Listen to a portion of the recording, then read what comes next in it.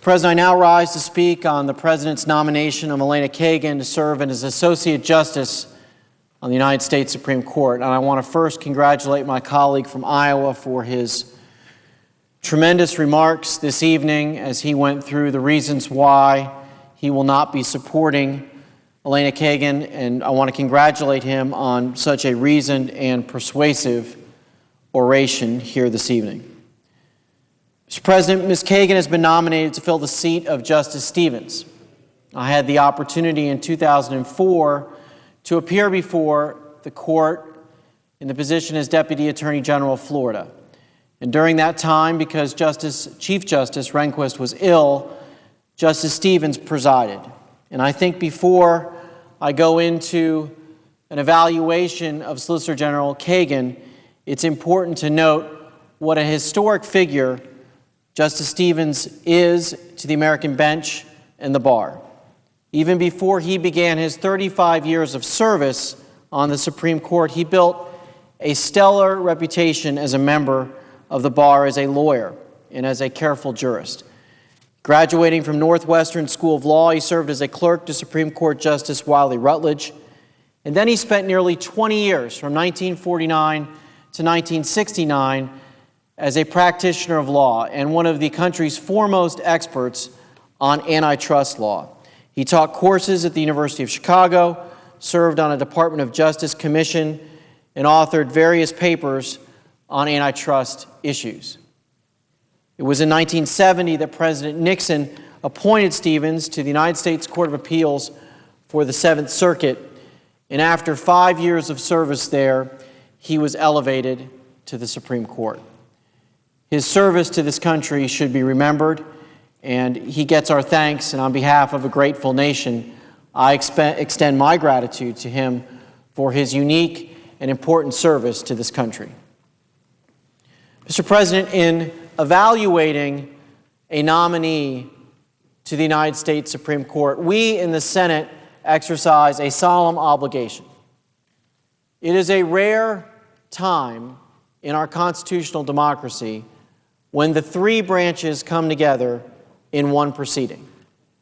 One of those is the unfortunate proceeding of impeachment. Thankfully, that is not why we are here. But the other is this proceeding, a proceeding when the President submits for consideration a judicial nominee that is then evaluated by this body under the Advice and Consent Clause of Article 2, Section 2, Clause 2 of the United States Constitution. That clause reads in part that the President shall have the power by and with the advice and consent of the Senate to appoint ambassadors, other public ministers and consuls, judges of the Supreme Court, and all other officers of the United States. And while, Mr. President, we do have that advice and consent role on a normal occasion for those other officers, for judges of the lower courts, for ministers and the like, it is a rare occurrence when this body has the honor and opportunity to evaluate a Supreme Court nominee. And because it is a rare occurrence, and because this is a lifetime appointment to the head of one of the branches of our co-equal government, we have a solemn responsibility to do our job and understand what our job is.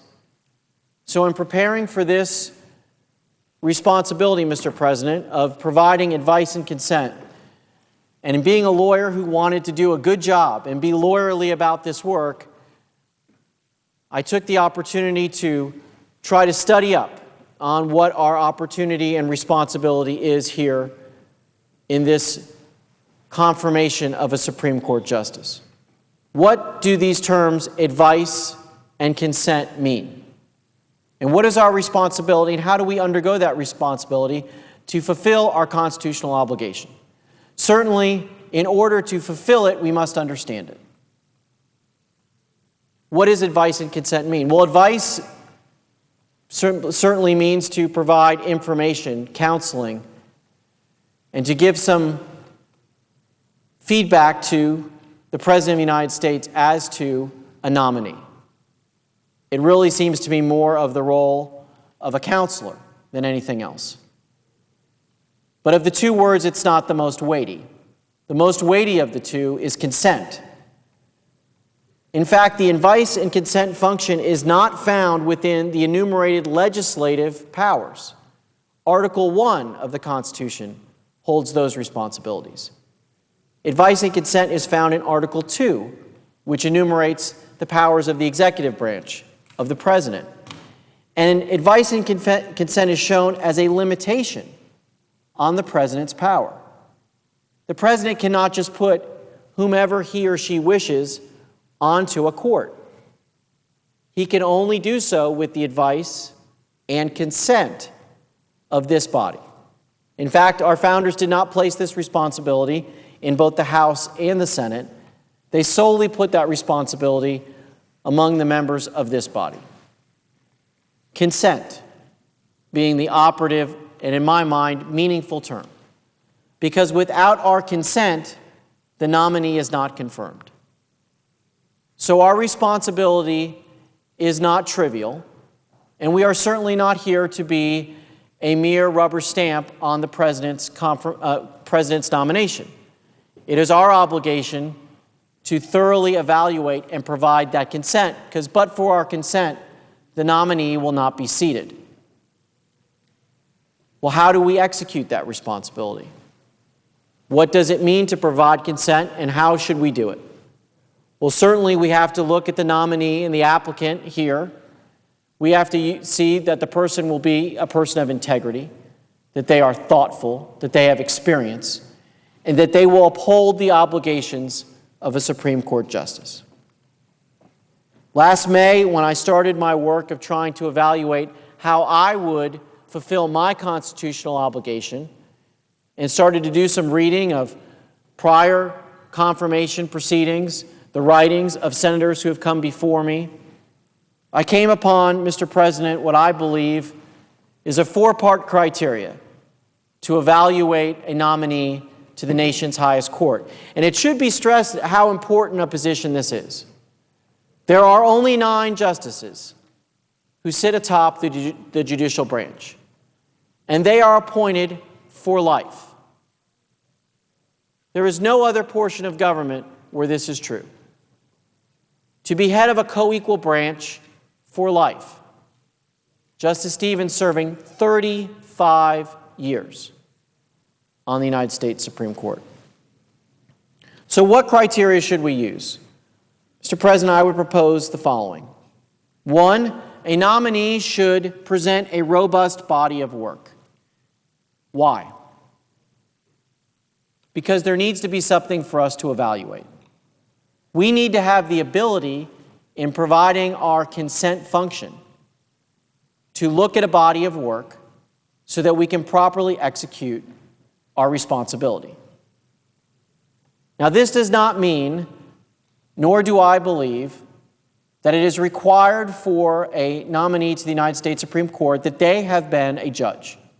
In fact, our Constitution provides no requirements for a judge to serve on the United States Supreme Court. This is unlike what we see in the Congress. There are specific requirements of how old you have to be in the House, to be in the Senate, of how many years you must be a resident of this country. The same requirements apply to the president. There are no requirements for a judge, as it's stated in the Constitution, for a judge of the Supreme Court. But in evaluating that there are no requirements, we certainly need to know what the judge stands for and how the judge will fulfill his or her obligations on the court.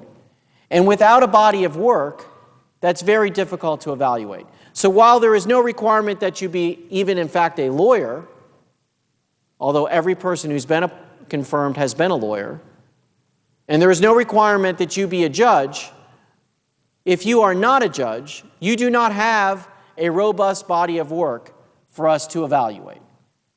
That makes it more difficult on our part to make the decision of whether or not we should give our consent.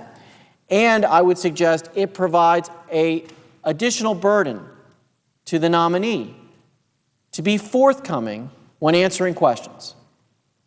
Since we do not have a body of work to evaluate, since we cannot look at prior decisions that a judge has handed down to know how the judge has ruled in the past and maybe therefore glean how the judge will rule in the future, that nominee must be forthcoming so that we can hear how he or she will do his or her job as a judge. Second, the nominee must demonstrate an unfailing fidelity to the text of the Constitution and proper restraint against the temptation to expand judicial power. Why do we find this important? And I'll talk about this more in a minute. Because we have a separation of powers and a checks and balances that was imbued in our Constitution by our founders. They intended for our government to be counterbalanced by each branch, the legislative, the judicial, and the executive. It is the beauty of the Constitution that no branch will exert too much authority because it will be checked by the other, each branch having checks upon the other. Furthermore, and sometimes forgotten, is that the federal government is part of a federalist society. We are a republic, and the federal government is only one piece of the governmental structure. The rest are the governments of the states and the powers and rights which are left to the people under our Constitution. Our founders saw checks and balances between the federal government and the state government and the people as well. A nominee must understand that the judiciary cannot expand its role beyond the confines that our founders intended. In fact, we know that our founders intended for the judiciary not to serve as a legislative branch because in Article 2, the legislative power is vested solely in the Congress. So for a judge or justice to take on a legislative role, to not have a firm adherence to the law as written, violates the separation of powers, violates the rights and responsibilities of the Congress. Third, the nominee must make determinations about the meaning of federal law in the Constitution and apply the law as written. Again, because of that separation of powers. And fourth, the nominee must understand the court's role in stopping unconstitutional intrusions by the elected branches. Our founders knew that each branch of government would seek to expand the scope of its power. That's the beauty of the checks and balances system, is to keep each body in check. They did not want a strong executive. They worried about the tyranny of the executive. But they also worried about the tyranny of the legislative. Nor did they hope that the judiciary would become too strong. Alexander Hamilton wrote in Federalist 78 that it is the courts that will serve as the bulwarks of a limited constitution against legislative encroachment. Our founders designed this intricate system of checks and balances to keep all of the governmental bodies and institutions in check, to not expand to the detriment of another body, to not expand to the detriment of our rights and the rights of the states. Now, in evaluating Solicitor General Kagan, and I would note also in comparing her to Justice Stevens, I find that she does not have the experience that gives us the opportunity to evaluate her work, to determine what kind of judge or justice she would be. In preparing for this decision, Mr. President, I went back and I read a book that was written by one of our predecessors, Senator Paul Simon, and it was a book that he published in 1992, and the book concerned, it's called Advice and Consent. The book concerned the confirmation hearings of Justice Bork and Justice Thomas. And interestingly in this book, and it's a very fine book, and I would commend anyone who's interested in this topic to read it, there is a foreword in the book by Lawrence Tribe, the famous constitutional scholar, at the time the Tyler Professor of Constitutional Law at Harvard University, who I believe Solicitor General Kagan served with when she was the Dean of Harvard Law School. And in this foreword, I think that Professor Tribe provides a very cogent and focused analysis of the problem that we experience in the modern confirmation setting, where nominees fail to provide sufficient answers to questions. And why this is so troubling with Solicitor General Kagan is because we don't have the body of work to evaluate.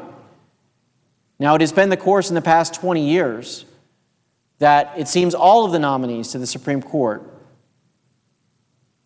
give these sort of vapid answers. And that's not my phrase, that's actually, in fact, her phrase. And we'll talk about that in a moment.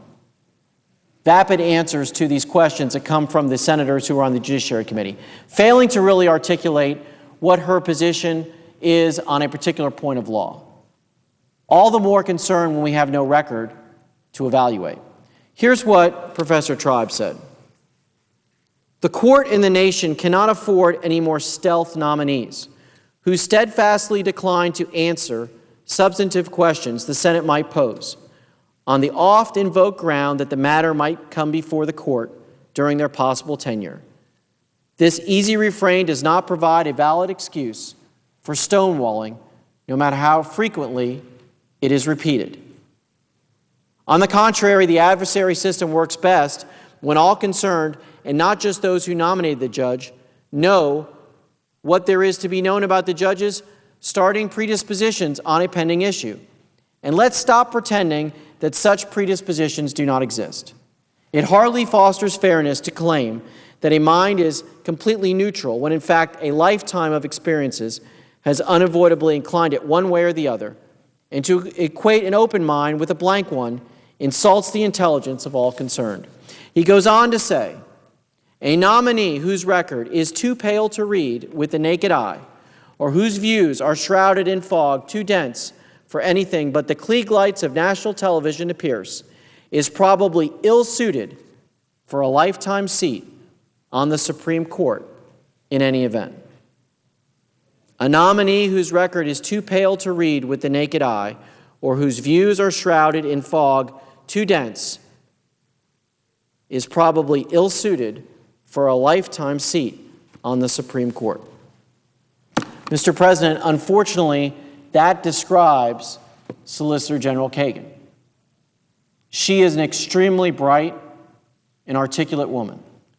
She has a tremendous academic background.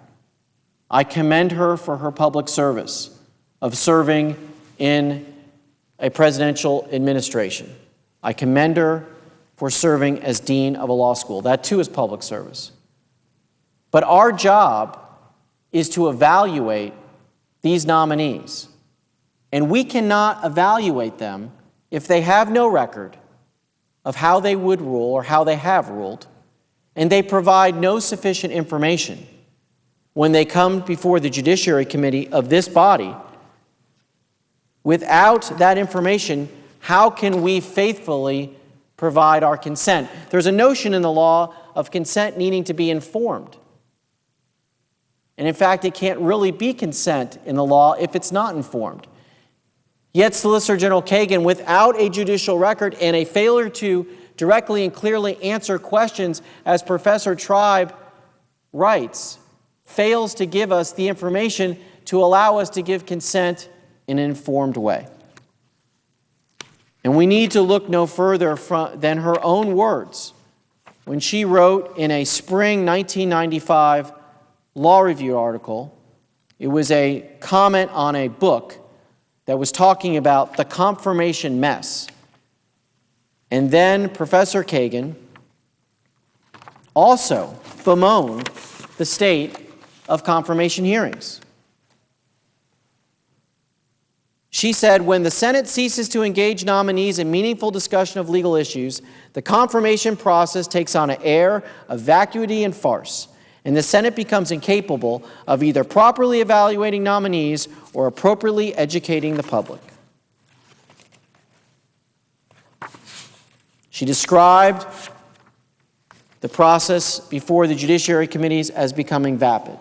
And unfortunately, even though she should know more than anyone else because those were her words, the charade that she condemned in her article in the 1990s, she engaged in the same charade when she appeared before the Judiciary Committee. A nominee whose record is too pale to read with the naked eye or whose views are too shrouded in fog is probably ill-suited for a lifetime appointment, said Professor Tribe. Ms. Kagan also has very little practical experience. Unlike Justice Stevens, who practiced law for 20 years, Ms. Kagan practiced law for 2. Never having served before as a judge, we don't know her record. She said that the confirmation proceedings in the past had an air of vacuity and farce, a vapid and hollow charade. Instead of following her own admonishment, she participated in that charade. She engaged in the same vapid exercise that she condemned. The burden was on Ms. Kagan to demonstrate how she would rule as a judge. With no record for us to evaluate, she could not engage in the same charade that she had previously condemned and leave us with nothing to know how she would act in a lifetime appointment. An appointment, if Justice Stevens' record is any sort of indication of how long a Justice Kagan might serve, for 35 years. I have an obligation, Mr. President, under Article 2, Section 2, to provide advice and consent. And I cannot do so where the nominee cannot or does not provide a record that me and my colleagues can evaluate. We are left without a solid basis upon which to judge how she would judge.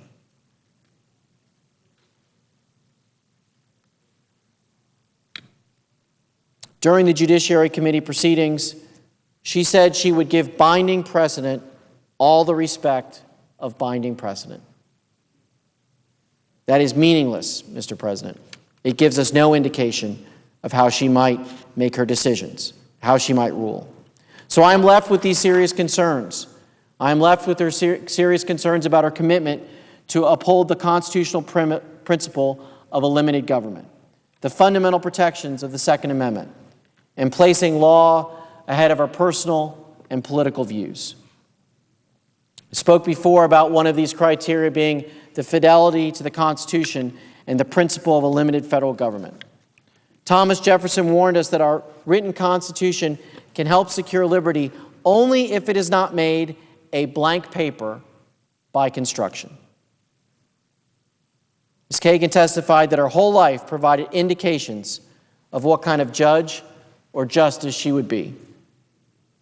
And in that statement, I agree. It was mentioned earlier that before law school, when she was writing a thesis at Oxford, she stated that new times and circumstances demand a different interpretation of the Constitution, and that judges may mold and steer the law in order to promote certain ethical values and achieve certain social ends. That is not what our founders intended for a justice of the Supreme Court. In that same thesis, she wrote, "The judge's own experience and values become the most important element in the decision. If that is too results-oriented, so be it." Mr. President, that is a violation of the constitutional requirement that all power legislative be vested in this Congress. I was concerned about the colloquy that she had with Senator Coburn. In fact, it was something I discussed with her in person prior to her testimony before the Judiciary Committee. This colloquy about the Commerce Clause and whether or not it was limited. Remember that our founders intended for the federal government to be limited in its powers. That's why there are enumerated powers in Article 1. They are not plenary, they are limited by their number. Senator Coburn asked her about sponsoring a bill about requiring Americans to eat their fruits and vegetables.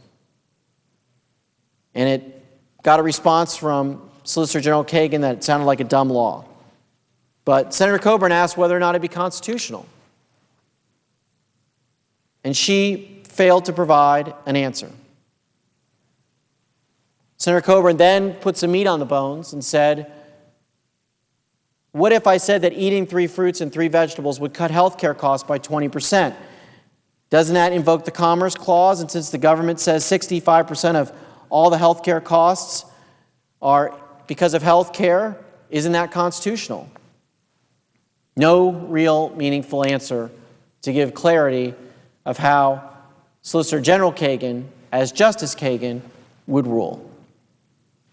Mr. President, the federal government has expanded its powers beyond what our framers intended, far beyond what our framers intended. James Madison in Federalist 45 said, "The powers delegated by the proposed Constitution to the federal government are few and defined. Those which are to remain in the state governments are numerous and indefinite." But that is not how our Constitution is modernly interpreted. We are away from what our founders intended. We are away from the clear meaning of the words of the Constitution. And Solicitor General Kagan doesn't tell us that the Commerce Clause has a limit in her view. And it is through the Commerce Clause that this Congress and Congresses in the past have sought to enter and invade every portion of life in this country. Things that our founders never intended the federal government to be involved in. And it appears that Ms. Kagan has the same view of an expansive federal government, a federal government that makes states its dependents and apparatuses thereto, a federal government that has no limits, a federal government that can invade every portion of our lives, a federal government that is too vast, too expensive, and beyond what our founders intended.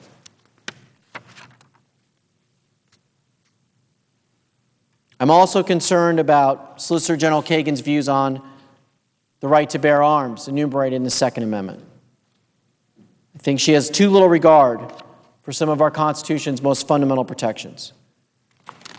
As a law clerk, she was dismissive of the Second Amendment, saying that she was not sympathetic to the amendment. During the Clinton administration, she developed numerous anti-Second Amendment initiatives. In her confirmation process for Solicitor General, she declined to comment on Second Amendment rights. There was a discussion earlier, my friend and colleague from Iowa talking about natural rights. I think it's important for us to remember the setting upon which our framers brought this Constitution to bear. There was an Articles of Confederation, a loose arrangement between the states where there was no central government. Founders took it upon themselves to seek to enact a stronger federal system, but a system that, as the 9th Amendment, the 10th Amendment, and other provisions of the Constitution show, leave rights to the states and to people, that enumerate specific powers of the federal government. Remember, initially, there were not even the first 10 amendments. Remember that there was a confirmation battle as to whether the states individually would ratify the Constitution. There were anti-federalists who thought that the Constitution had gone too far and given too much authority to the federal government. And our founders, Hamilton, Madison, and Jay, in writing the Federalist Papers, had to make the case of some form of central government, but they gave the assurances that most of the obligations to govern would be left with the people and the states. Ms. Kagan doesn't have that view, it appears. Finally, Mr. President, I'm concerned about the way that then Dean Kagan treated the military as the dean of Harvard Law School. I think it's outrageous that the United States military was not allowed to recruit on campus while she was the dean of the law school. And this idea that the military could go through another part of the school, the Veterans Association, but not the Career Services Office, is outrageous. The Veterans Association had no funding, no office. It was not set up to allow law students to interview with the military. Some have called this the same as separate but equal. It was not even equal. It's outrageous. It's outrageous beyond the fact that Harvard received federal dollars. It's outrageous that a premier institution like Harvard University one of our first institutions of higher learning, known throughout the world as being an exceptional school, would not allow the military the benefit of its students to serve by being interviewed on campus in the regular on-campus process that every law firm or other agency of government is allowed to participate in. And that is a decision that she presided over. That's an error of judgment. But I also believe there's an error of law. In 1996, Congress passed the Solomon Amendment, allowing the Secretary of Defense to deny federal grants to institutions of higher education if they prohibited ROTC or military recruitment on campus.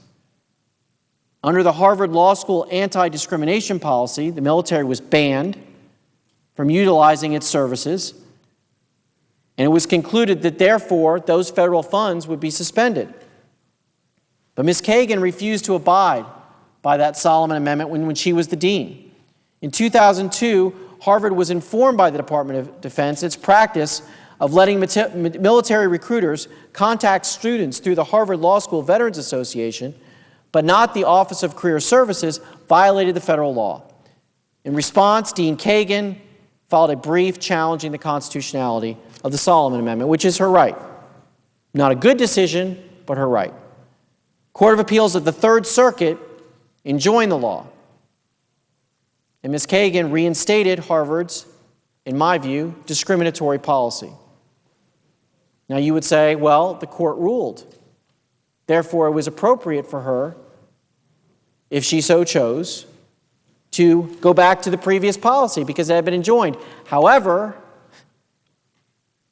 Massachusetts is not in the Third Circuit. It's in the First.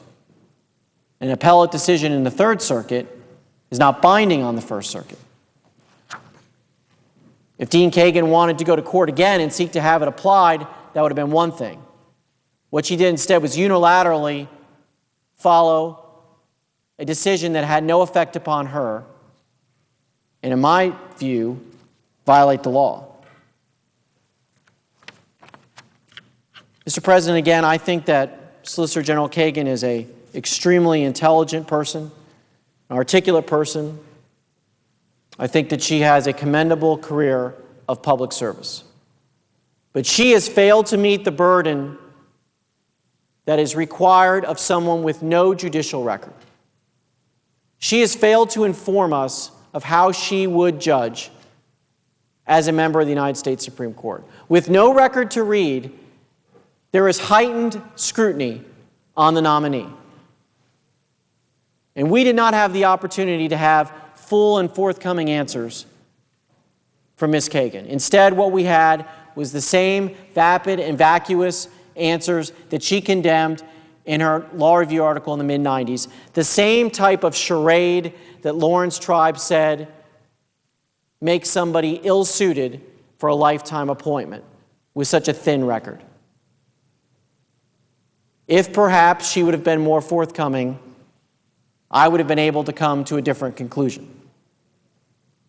But when you take the lack of her record, her inability to provide clear responses to questions, to give us an indication of how she would rule, and the concerns about the Second Amendment, about how she treated the military at Harvard, and her views about the activism of the court, in light of all those reasons, Mr. President, I will be voting no on Ms. Kagan's confirmation. With that, Mr. President, I yield the floor.